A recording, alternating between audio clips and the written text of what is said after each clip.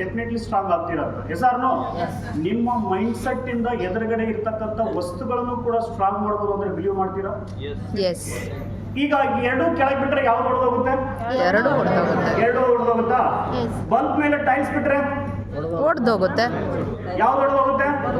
ಹೋಗ್ಲಿ, ಇದ್ರ ಮೇಲೆ ಇದು ಬಿಟ್ರೆ ಹೊಡೆದೋಗುತ್ತೆ. ಬಲ್ಬ್ ಹೊಡೆದೋಗುತ್ತೆ. ಬಟ್ ನಾವು ಚಾಲೆಂಜಿಂಗ್ ಮಾಡ್ತಾ ಇದ್ದೀವಿ. ಒಂದು ವೇಳೆ ಏನಾದರೂ ನಿಮ್ಮ ಮೈಂಡ್ ಸೆಟ್ ಸ್ಟ್ರಾಂಗ್ ಆಗಿ ನೀವು ಮಾಡಿದ್ದೆ ಆದ್ರೆ ಬಲ್ಬ್ ಹೊಡೆದೋಗಲ್ಲ, ಟೈಲ್ಸ್ ಹೊಡೆದೋಗುತ್ತೆ ಅಂತ ಹೇಳಿ. ಬಿಲೀವ್ ಮಾಡ್ತೀರಾ? ಟ್ರೈ ಮಾಡೋಣ. ಒಂದು ಬಲ್ಬ್ ಹೊಡೆದ್ರೆ ಇನ್ನೊಂದು ಬಲ್ಬ್ ತೊಂದಿದ್ದಾರೆ ಸರ್, ಅದ್ರ ಬಗ್ಗೆ ಏನಿಲ್ಲ. ಬಟ್ ಹಾಗೆ ಆಗತ್ತೆ ಅಂತ ಹೇಳಿ ತೋರಿಸ್ಲಿಕ್ಕೆ ನಾವು ರೆಡಿ ಇದೀವಿ. ನೋಡ್ಲಿಕ್ಕೆ ನೀವು ರೆಡಿ ಇದ್ದೀರಾ? Are you ready? Sure? Right. Silent ಆಗಿರ್ರಿ. ಅವ್ರ ಮೈಂಡ್ ಡಿಸ್ಟರ್ಬೆನ್ಸ್ ಮಾಡ್ಲಿಕ್ಕೆ ಹೋಗ್ಬೇಡ್ರಿ. ಅವ್ರ ಮೈಂಡ್ ಒಳಗಡೆ ಇರ್ತಕ್ಕಂಥ ತಾಕತ್ತನ್ನ ನಾವು ಮೈಂಡ್ ಇದು ಬಲ್ಬ್ ಒಳಗಡೆ ತುಂಬತಕ್ಕಂಥ ಒಂದು ಕಾರ್ಯನ ಮಾಡ್ತೀವಿ.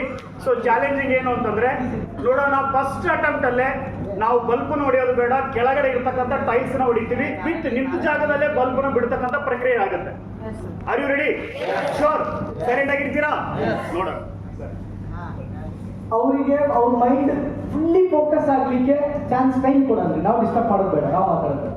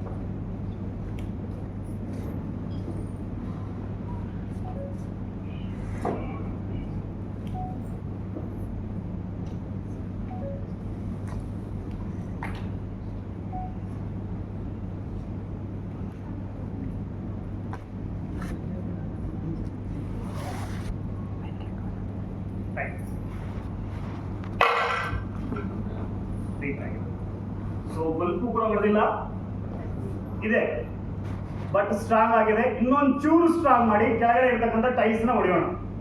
R you ready?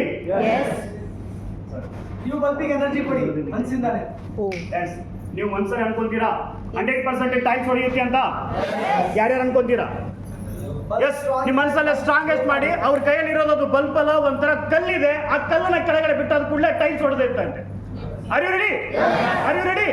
ಎಲ್ಲರೂ ಅನ್ಕೊಳ್ರಿ, ಕೈಯಲ್ಲಿ ಬಲ್ಬ್ ಇಲ್ಲ, ಅದೊಂದು ಕಲ್ಲಿದೆ, ಆ ಕಲ್ಲು ಕೆಳಗಡೆ ಬಿದ್ದೋದ್ ಕೂಡ ಟೈಲ್ಸ್ ಹೊಡೆಯುತ್ತೆ ಅಂತೇಳಿ. ಸೊ ಈ ತರ ಅನ್ಕೊಳ್ರಿ, ಈ ತರ ಹೇಳ್ರಿ, ಈ ತರ ಬಿಡ್ರಿ. ಸೊ ಒಂದ್ ಕಡೆ ಸ್ಟಾರ್ಟ್, ಎರಡು ಕೈಯಿಂದ ಹೇಳ್ರಿ. ಅಲ್ಲಿ ಕೈಯಲ್ಲಿ ಇರೋದು ಕಲ್ಲಿದೆ, ಆ ಕಲ್ಲನ್ನ ಕೆಳಗಡೆ ಬಿಟ್ರೆ ಕೆಳಗಡೆ ಇರೋ ಟೈಲ್ಸ್ ಹೊಡೆದೋಗುತ್ತೆ. ಆ ಒಂದು ತಾಕತ್ತನ್ನ ನಾನು ಕೂಡ ಕೊಡ್ತಾ ಇದ್ದೀನಿ. ರೆಡಿ? ಪುಷ್ ಮಾಡಿ. Okay sir, done.